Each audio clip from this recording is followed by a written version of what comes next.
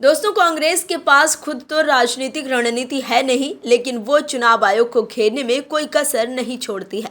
दर्शकों, OMH news कई बार आपको आगाह कर चुका है कि विपक्ष देश के भीतर आम जनमानस के मन में देश की संवैधानिक संस्थाओं के प्रति भ्रम और देश में अराजकता फैलाने में लगा है, और वही बात चुनाव आयोग भी कह रहा है कि देश का विपक्ष और खास तौर पर कांग्रेस देश के भीतर अराजक माहौल बनाने की कोशिश कर रहा है।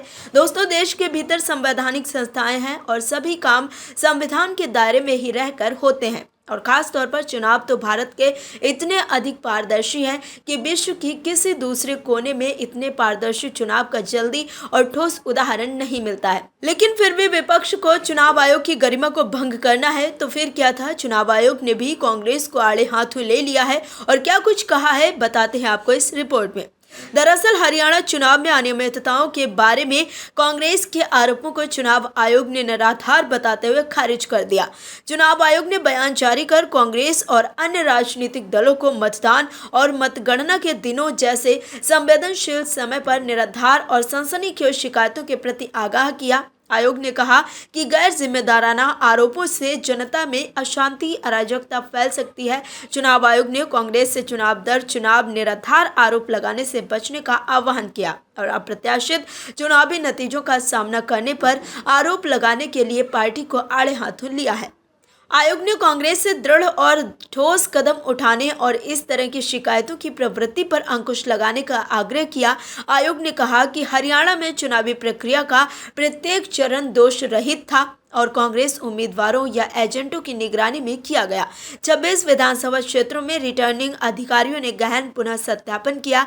सभी शिकायतों पर चुनाव आयोग के अधिकारियों से कांग्रेस को 1600 प्रश्नों का जवाब मिला। बता दें कि चुनाव आयोग की ये प्रतिक्रिया कांग्रेस द्वारा हरियाणा चुनाव की मतगणना के दौरान ईवीएम पर 99% बैटरी स्थित प्रदर्शित होने पर आशंका व्यक्त करने, मशीनों के साथ संभावित छेड़छाड़ की शिकायत करने और अधिकारियों पर जानबूझकर मतगणना प्रक्रिया में देरी करने का आरोप लगाने के बाद आई है। हरियाणा चुनाव में अनियमितताओं के बारे में कांग्रेस के आरोपों को चुनाव आयोग ने निराधार बताते हुए खारिज कर दिया। चुनाव आयोग ने बयान जारी कर कांग्रेस और अन्य राजनीतिक दलों को मतदान और मतगणना के दिनों जैसे संवेदनशील समय पर निराधार और सनसनीखेज शिकायतों के प्रति आगाह किया। आयोग ने कहा कि गैर जिम्मेदाराना आरोपों से जनता में अशांति अराजकता फैल सकती है। चुनाव आयोग ने कांग्रेस से चुनाव दर चुनाव निराधार आरोप लगाने से बचने का आह्वान किया और अप्रत्याशित चुनावी नतीजों का सामना करने पर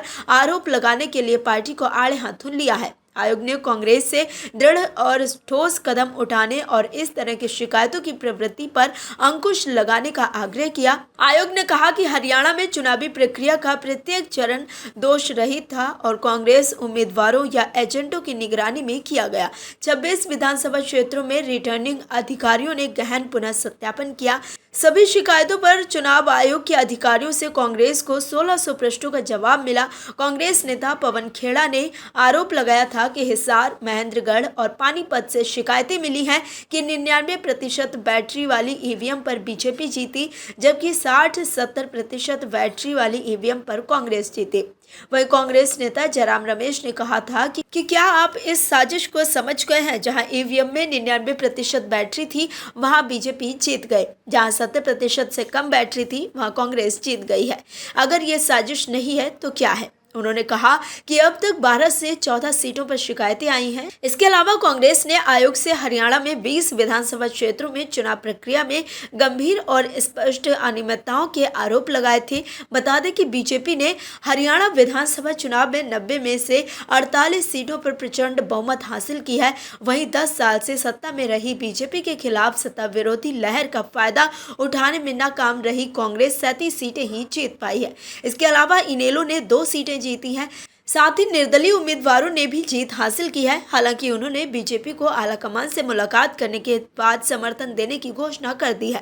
दोस्तों, कांग्रेस चुनाव आपसी कलह और नेताओं के भीतर एक दूसरे को धूल धूसरित करने की आदत की वजह से हारती है और फिर अपने हार का ठीकरा चुनाव आयोग पर फोड़ देती है।